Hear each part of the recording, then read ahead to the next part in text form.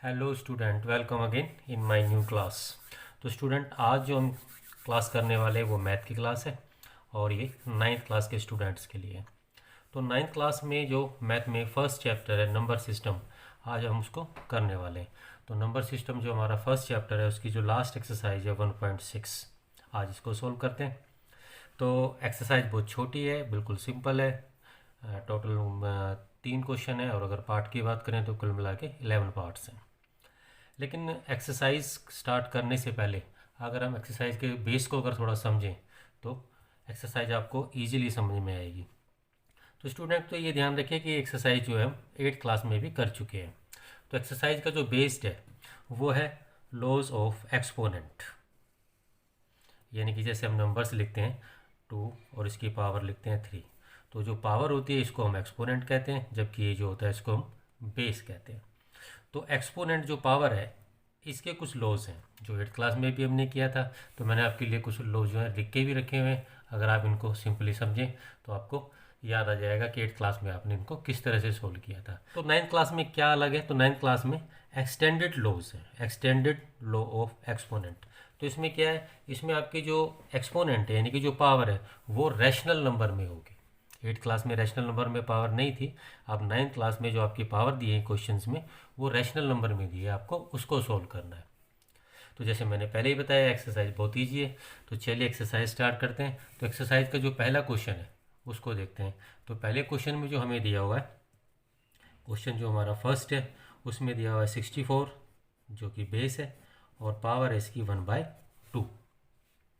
अब ये first part है हमारे पहले क्वेश्चन का। तो हमें क्या करना है, 64 जो हमारा बेस है उसको हमने एक्सपेंडेंट फोर्स में लिखना है, यानी कि पहले हम इसको एक्सपेंड कर देते हैं। तो अगर हम इसको एक्सपेंड करेंगे तो किस तरह से बना सकते हैं, 8 × 8, ये एक्सपेंडेड फॉर्म हो गई। और जो पावर है उसको सेम लिख देते हैं। और हम जानते हैं 64 = 8 स्क्वायर। आप चाहे तो इसको इस तरह से लिख सकते हैं। अब 8 को हम एक्सपोनेंशियल फॉर्म में लिख देते हैं, तो 8 स्क्वायर और बाहर जो हमारी पावर है वो 1/2। अब हम बेस को इसमें अलग कर लेते हैं और जो हमारे एक्सपोनेंट है उनको अलग रखते हैं। तो 8 हमारा बेस है और उसके बाद 2 × 1/2। तो ये 2 पावर होगी और आपको मालूम है, अभी हमने रूल में देखा, अगर 2 पावर होती हैं तो उनको आपस में हम मल्टीप्लाई करते हैं। तो 2 × 1/2। अब अगर चाहें तो आप समझने के लिए इसको अपॉन में 1 कर सकते हैं। तो पहली पावर में ऊपर 2 है और दूसरी पावर में नीचे 2 है, यानी कि कॉमन है तो कैंसिल हो जाएंगे। तो हमारा आंसर क्या आता है, 8। 8 की पावर आप 1 भी लिख सकते हैं, तो 8 की पावर 1 भी 8 ही होता है। अब जो रूल हमने इसमें अप्लाई किया है उस रूल को भी आप क्वेश्चन के साथ लिख सकते हैं। तो हमारा रूल इसमें क्या क्या रूल लगाया हमने, तो a की पावर m और उसकी पावर n = a की पावर m n। तो क्वेश्चन के साथ अब इसके जो रूल्स हैं वो भी लिख सकते हैं। अब चलिए इसका सेकंड पार्ट देखते हैं। तो सेकंड पार्ट में दिया हुआ है बेस हमारा 32 है, उसकी पावर दी हुई है 1/5। तो जैसे हमने पहले क्वेश्चन में किया था, 64 को एक्सपेंडेड फॉर्म में लिखा था, इसी तरह से 32 को भी हम एक्सपेंडेड फॉर्म में लिखेंगे और इस तरह से लिखेंगे जो पावर हमारी है वो 5 आ जाए। तो इसके लिए आप इसको एलसीएम भी निकाल सकते हैं, एलसीएम निकाल के सोल्व कर सकते हैं अगर आपको समझ में नहीं आ रहा। तो 32 अगर आप एलसीएम करें तो 16 2 जा 8 2 जा 4 2 जा 2 2 जा और 1 2 जा। तो अगर आप स्टूडेंट यहाँ पे देखें तो 5 टाइम जो है 2 आता है। तो इसको हम इस तरह से लिख सकते हैं, 2 × 2 × 2 × 2 और 2। ये हमारा बेस हो गया एक्सपेंडेड फॉर्म में और पावर हमारे पास है 1/5। अब इसको हम क्या कर सकते हैं, एक्सपोनेंशियल फॉर्म में लिख सकते हैं। तो 2 की पावर हो गई 5, ये हमारा बेस हो गया और 1/5। तो 32 को अगर हम इस तरह से लिखते हैं तो एक पावर हमारे पास और जनरेट हो जाती है और पहले से ही एक एक्सपोनेंट तो पहले से दिया हुआ है, तो यहाँ 2 पावर्स जनरेट हो जाती हैं। तो अगर 2 पावर जनरेट होती हैं तो इसमें हमें क्या करना है, इसको हम आपस में कैंसिल करेंगे, यानी कि इसको मल्टीप्लाई कर देंगे। तो 2 बेस को अलग कर लेते हैं, 5 × 1/5। अब इसको हम कैंसिल कर सकते हैं, तो 5 से 5 कैंसिल होता है, तो हमारा आंसर आता है 2। तो सेकंड क्वेश्चन का हमारा आंसर हो गया 2। अब चलिए थर्ड क्वेश्चन देखते हैं। तो थर्ड क्वेश्चन में हमारा बेस है 125 और पावर दी हुई इसकी 1/3। तो इसी तरह से 1.125 को हम एक्सपेंडेड फॉर्म में लिखेंगे। तो अगर हम इसको एक्सपेंडेड फॉर्म में लिखें तो ये आएगा 5 × 5 × 5 और हमारी जो पावर है वो 1/3 है। अब सेकंड स्टेप में क्या कर सकते हैं हम, इसको 5 को एक्सपोनेंशियल फॉर्म में लिखेंगे, तो 5 की पावर 3 और बाहर जो ब्रैकेट के वो भी 1/3 है। अब बेस को अलग कर लेते हैं और हमारी पावर जो दो है इनको इनटू करेंगे, तो 3 × 1/3। Now we can cancel 3 and 3, तो नाउ वी हैव 5, तो 5 इज द आवर आंसर। तो चलिए स्टूडेंट अब हम सेकंड क्वेश्चन करते हैं। तो हमारे सेकंड क्वेश्चन का जो पहला पार्ट है उसको हल करने की सोल्व करने की ट्राई करते हैं। तो here we have 9 as a base and 3/2 is exponent. तो फर्स्ट स्टेप में हम क्या करेंगे, 9 को एक्सपेंडेड फॉर्म में लिखेंगे। तो हम किस तरह से लिख सकते हैं, 3 × 3।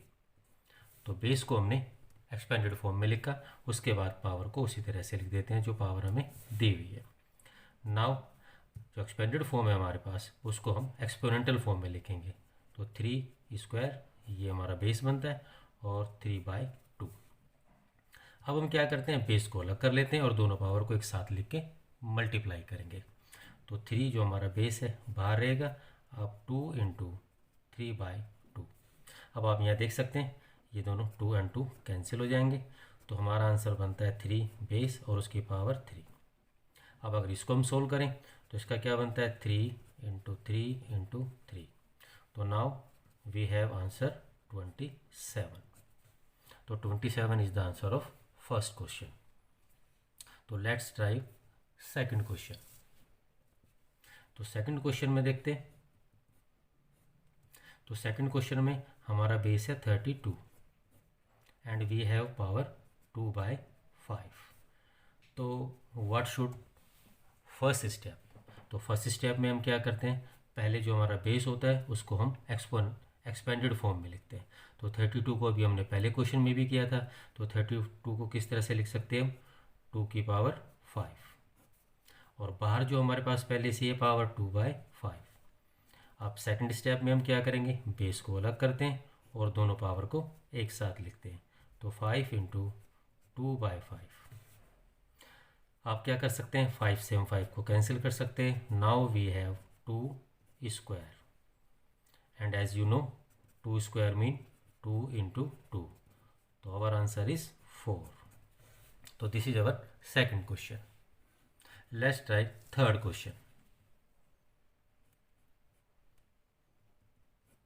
तो थर्ड क्वेश्चन में हमारा जो बेस है वो है 16 और जो पावर दी है हमें 3/4।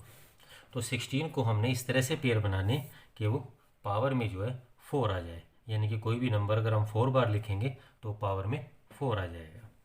तो हम इसको किस तरह से कर सकते हैं, तो 2 × 2 × 2 × 2, यानी कि 2 को अगर हम 4 टाइम्स लिखें तो ये हमारी एक्सपेंडेड फॉर्म होगी। तो 16 के लिए हमने लिखा 4 × 2 and we have the exponent 3/4। अब 2 को हम एक्सपोनेंशियल फॉर्म में लिखेंगे तो पावर 4 हो जाती है और बाहर हमारी पावर है 3/4। अब सेकंड स्टेप में हमें क्या करना है, तो सेकंड स्टेप में हमें बेस को अलग करना है।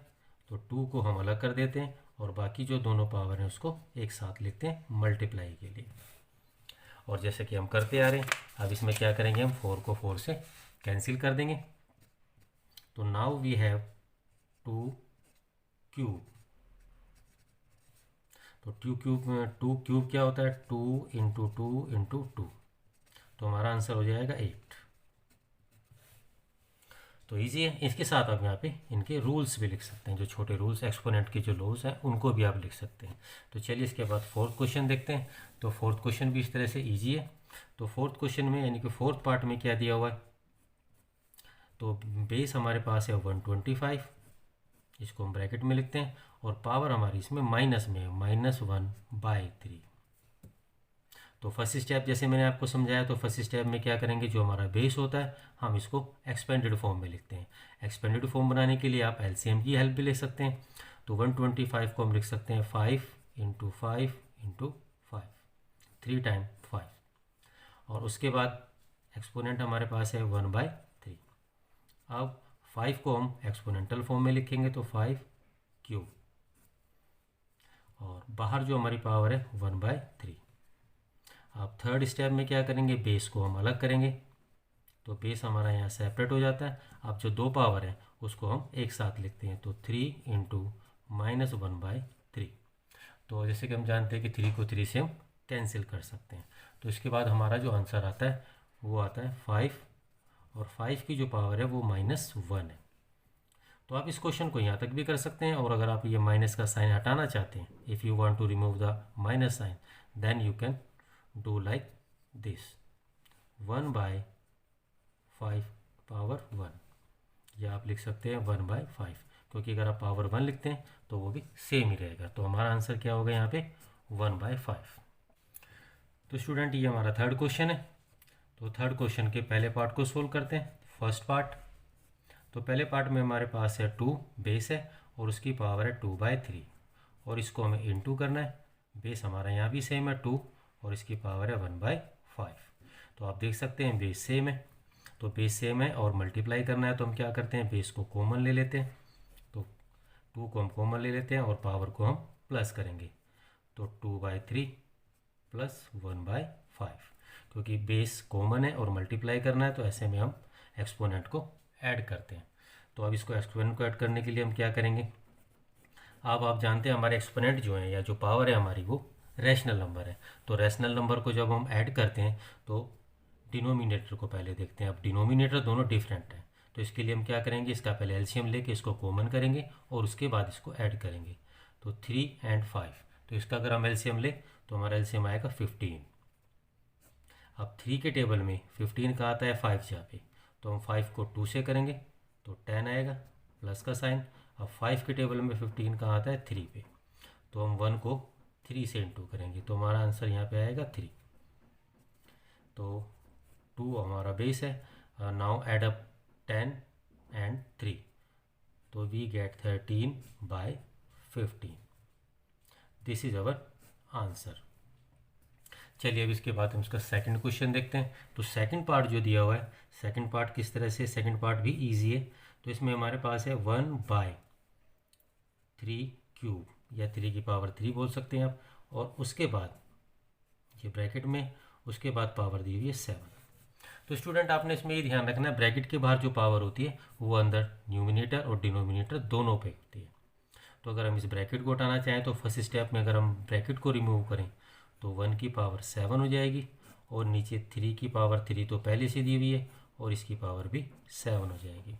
तो अब इसमें क्या कर सकते हैं, हम नीचे डिनोमिनेटर में देखेंगे तो डबल पावर है, यानी कि डबल एक्सपोनेंट है, तो इसको हम इंटू करेंगे। अब जो ऊपर दिया हुआ है क्वेश्चन में 1 की पावर जो 7, तो 1 की पावर 7 हो, 10 हो, 12 हो, कोई फ़र्क नहीं आएगा, आंसर सेम रहेगा। तो इसको हम 1 लिख सकते हैं, और नीचे हम लिख सकते हैं 3 हमारा बेस है, और अगर पावर को इंटू करें तो 21 आ जाएगा। अब ये हमारा आंसर है। इसको अगर आप आगे सोल्व करना चाहते हैं तो आगे इसको सोल्व किया जा सकता है। तो इसमें हम क्या कर सकते हैं, 3 को ले लेते हैं और पावर माइनस में ले जाते हैं। तो आप या तो इसको आंसर मान सकते हैं या इसको आंसर, दोनों ही इसमें आंसर है। इसको आप इस तरह से सोल्व कर सकते हैं। तो चलिए अब इसका थर्ड क्वेश्चन देखते हैं। तो थर्ड क्वेश्चन जो हमें दिया हुआ है,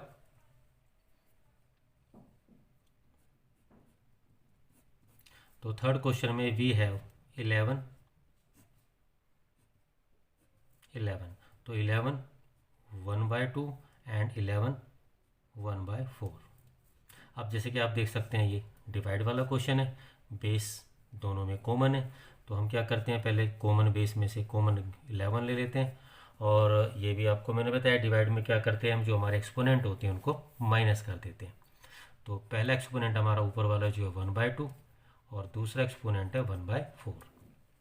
तो ये रैशनल नंबर है, तो उसी तरह से हम करेंगे जैसे हमने पिछले क्वेश्चन में किया था।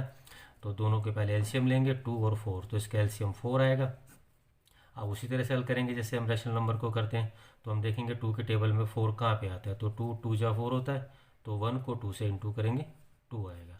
अब यहाँ हमारे पास माइनस का साइन है, 4 के टेबल में 4 1 जा 4 होता है, तो 1 को 1 से इंटू करेंगे तो 1 ही आएगा। तो now we have the base 11 and subtract 1 from the 2, तो we get 1/4। तो दिस इज अवर आंसर। तो चलिए इसके बाद लास्ट पार्ट करते हैं। तो लास्ट पार्ट में क्या दिया हुआ है क्वेश्चन, तो ये हमारा जो फोर्थ पार्ट है इसमें है 7 और इसकी पावर दी हुई है 1/2। अब इसको इंटू करना है, तो दूसरा जो बेस है हमारा 8 है और उसकी पावर भी 1/2 है। अब स्टूडेंट इसमें आप देख सकते हैं दोनों में पावर जो है वो सेम है, जबकि जो बेस है दोनों का वो डिफरेंट है। अब ये हमारा फोर्थ रूल लगता है। इसमें फोर्थ रूल क्या था, जब बेस डिफरेंट होते हैं और पावर सेम होती है तो हम क्या करते हैं, बेस को मल्टीप्लाई कर देते हैं और जो हमारी पावर है यानी कि एक्सपोनेंट है उसको हम कॉमन ले लेते हैं। तो 7 और 8, तो हम लिख सकते हैं 7 × 8 और पावर को कॉमन ले लेते हैं 1/2। अब 7 को 8 से मल्टीप्लाई करेंगे, तो 7 8 जा या 8 7 जा 56 और हमारे पास पावर है 1/2। तो इस तरह से ये हल हो जाता है। तो इसका ये आंसर हो गया। तो चलिए आज की क्लास हम यहीं पे समाप्त करते हैं। मैं आपसे फिर दोबारा मिलता हूँ नई वीडियो में किसी नए कंटेंट के साथ। तब तक के लिए बाय।